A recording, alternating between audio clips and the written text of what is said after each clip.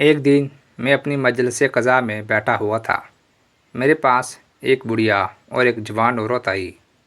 بڑھیا تو آتے ہی بولنے لگی، پھر وہ لڑکی بولی کہ اللہ تعالیٰ قاضی کو نیکی عطا فرمائی، اسے کہیے کہ یہ چپ ہو جائے، میں اپنی اور اس کی بات کروں گی۔ اگر میں کہیں بھی غلطی کروں تو یہ بڑھیا مجھے ٹوک دے۔ قاضی نے بڑھیا کو خاموش کرایا۔ پھر وہ لڑکی کہنے لگی کہ یہ بوڑھی عورت میری پھوپھی ہے۔ میرے والد مجھے ان کی نگرانی میں چھوڑ کر وفات پا گئی تھے، تو اس نے میری تربیت کی اور اچھی تربیت کی۔ جب میں جوان ہو گئی تو اس نے مجھ سے پوچھا کہ شادی کے بارے میں تمہارا کیا خیال ہے؟ تو میں نے کہا کہ مجھے کوئی اعتراض نہیں۔ تو اس نے میری شادی ایک سنار سے کی۔ وہ سنار اور میں گویا دونوں پھول تھے۔ وہ سمجھتا تھا کہ اللہ تعالیٰ نے میرے علاوہ کوئی اور نہیں بنائی، اور میں بھی یہ سمجھتی تھی کہ ان کے علاوہ اللہ نے کوئی پیدا نہیں کیا۔ وہ روزانہ بازار جاتا اور کما کر شام کو گھر لوٹ آتا۔ میری پھوپھی نے جب ہم دونوں میں ایک دوسرے سے اتنا لگاؤ دیکھا تو یہ حسد میں مبتلا ہو گئی۔ ایک دن اس نے اپنی بیٹی کو خوب بناؤ سنگار کیا اور میرے شوہر کے آنے کے وقت اسے میرے پاس بھیجا۔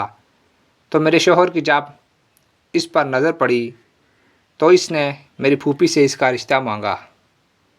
اس نے کہا کہ ایک شرط ہے، وہ یہ کہ تو اپنی بیوی کا معاملہ میرے ہاتھ میں دے دے۔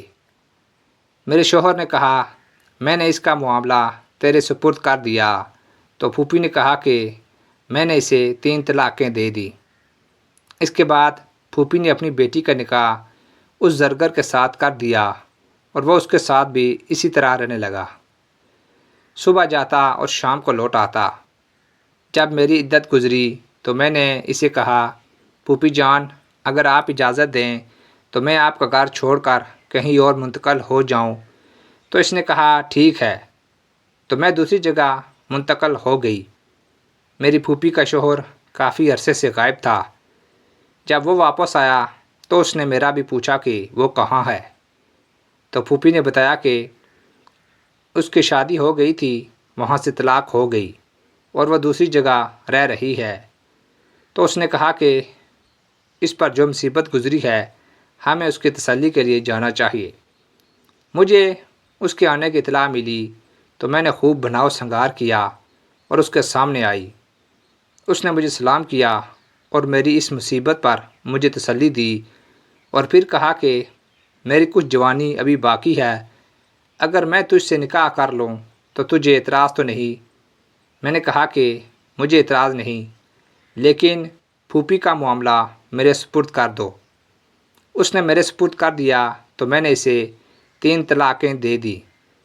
چنانچہ پھر وہ کسی مسافر کی طرح اپنا سامان لے کر میرے گھر منتقل ہو گیا۔ اس کے پاس 6000 درہم بھی تھے۔ کچھ عرصے وہ میرے ساتھ رہا اور بیمار ہو کر مر گیا۔ جب میری عدت گزر گئی تو میرا پہلا شوہر آیا اور تعزیت کی۔ جب مجھے اس کے آنے کا معلوم ہوا تو میں نے خوب بناؤ سنگار کیا۔ پھر اس کے سامنے آئی۔ اس نے مجھ سے کہا اے فلانی، تجھے معلوم ہے کہ مجھے دنیا میں تو سب سے زیادہ محبوب اور عزیز تھی، اور اب تو رجوع کرنا بھی ہمارے لیے حلال ہو گیا ہے۔ تمہاری کیا رائے ہے؟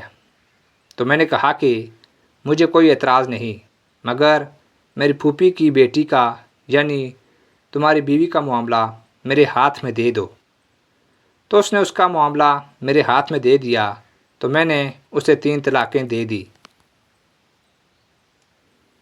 یہ سن کر بڑھیا اچھل پڑی اور فوراً بولی اللہ تعالیٰ قاضی کو نیکی عطا فرمائی، میں نے تو اس کے ساتھ ایسا ایک ہی بار کیا تھا، جبکہ اس نے 2 بار کیا ہے۔